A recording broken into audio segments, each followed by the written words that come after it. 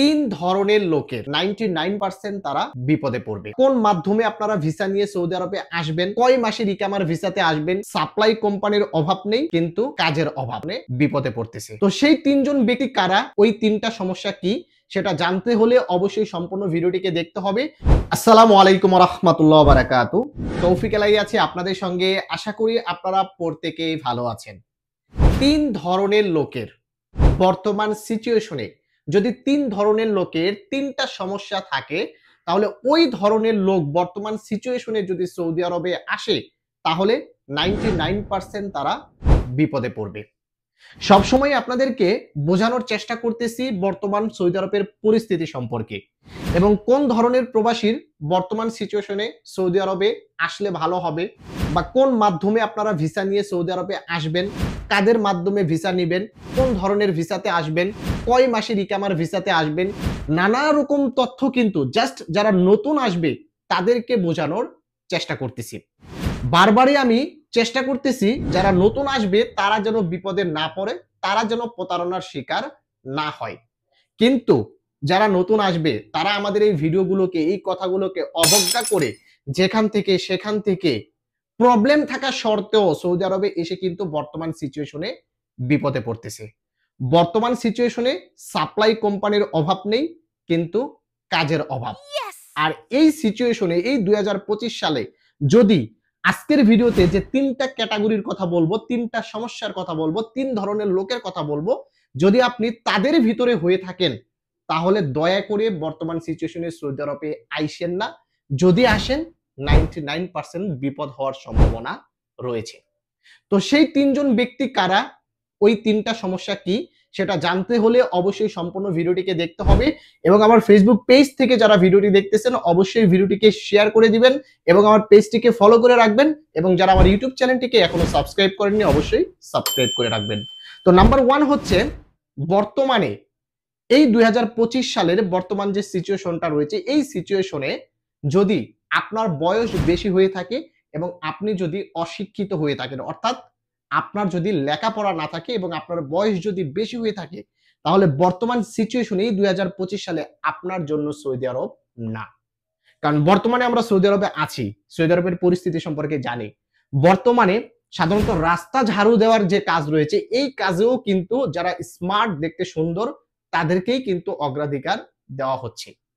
বর্তমান সিচুয়েশনে যদি আপনি কোনো কফি শপ, কোনো মাদ্রাসা ক্লিনার, কোনো রেস্টুরেন্ট, ভালো কোনো পজিশনে কাজ করতে চান, তাহলে দেখবে যে আপনি স্মার্ট আছেন কিনা, আপনি শিক্ষিত আছেন কিনা, আপনার বয়স কম আছে কিনা। আপনার বয়স যদি কম থাকে, আপনি যদি স্মার্ট থাকেন, আপনি যদি শিক্ষিত থাকেন, তাহলে ভালো ভালো পজিশনে আপনি কিন্তু কাজ করতে পারবেন।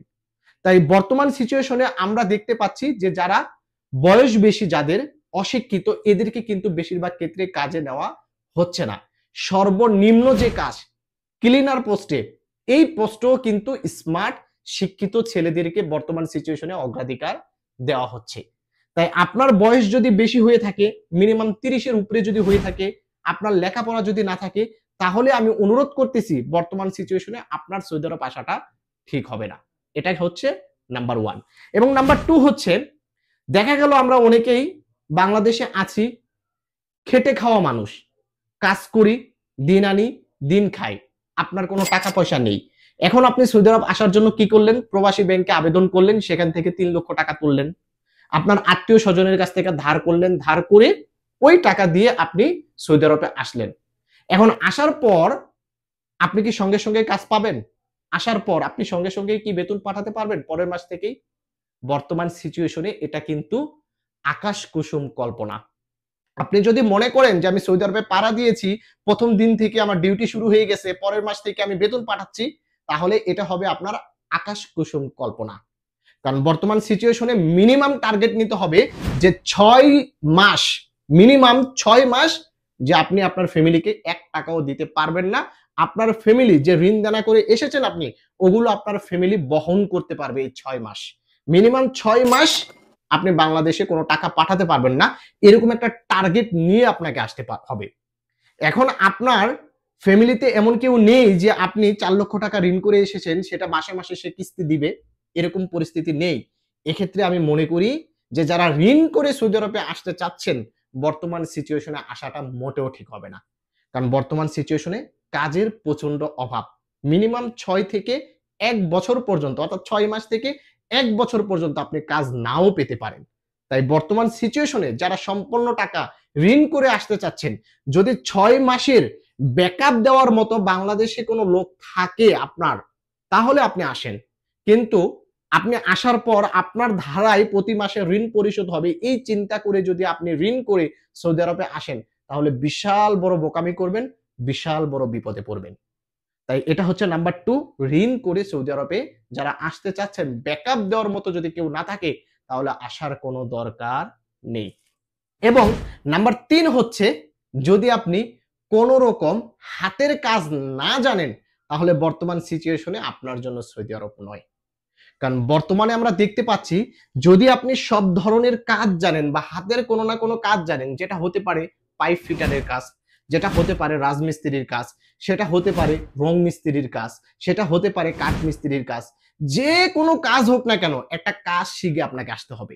হতে পারে আপনি বাংলাদেশে ড্রাইভিং করেছেন, আপনি ড্রাইভিং জানেন, আপনি পকেটে করে টাকা নিয়ে এসেছেন, এখানে আসার পর ড্রাইভিং স্কুলে ভর্তি হয়ে ড্রাইভিং এখানেও করেছেন, ড্রাইভিং স্কুলে ভর্তি হয়ে আপনি লাইসেন্সটা ওকে করেছেন। যদি এরকম হয়ে থাকে, তাহলে আপনার জন্য সৌদি আরব। কারণ বর্তমান সিচুয়েশনে কাজ জানা লোকেরই কাজ নেই, তাহলে আপনি কাজ জানেন না, সেক্ষেত্রে আপনি কোথা থেকে কাজ পাবেন? তাই বর্তমান সিচুয়েশনে যারা কাজ জানেন না, হাতের কোনো কাজ জানেনই না, তাদের সৌদি আরবে আসাটা ঠিক হবে না। এই হচ্ছে 3 ধরনের লোক। আরো বিভিন্ন লোক রয়েছে যারা কিন্তু বর্তমান সিচুয়েশনে সৌদি আরবে এসে বিপদে পড়তেছে। জাস্ট আমি এই 3 ধরনের লোকের কথা বললাম। যদি এই 3টা প্রবলেম আপনাদের মাঝে থাকে, তাহলে এই 2025 সালে বর্তমান সিচুয়েশনে আপনার জন্য সৌদি আরব না। যদি আপনি আমার কথার সাথে মিল না পান, তারপরে আমাকে বললেন। যদি কেউ আইসা থাকেন, ভিডিও কমেন্ট বক্সে লিখে যান যে আপনি এইভাবে এসেছেন, এখন ভালো আছেন না খারাপ আছেন, লিখে যান। কারণ আপনার জন্য কোনো একজন প্রবাসী ভাই কিন্তু সচেতন হতে পারবে। তাই দয়া করে ভিডিওটিকে শেয়ার করে দিবেন এবং আমার চ্যানেলটিতে যারা নতুন দর্শক, অবশ্যই সাবস্ক্রাইব করে সঙ্গে থাকবেন। ভালো থাকবেন, সুস্থ থাকবেন। সকলকে জানাচ্ছি আসসালামু আলাইকুম।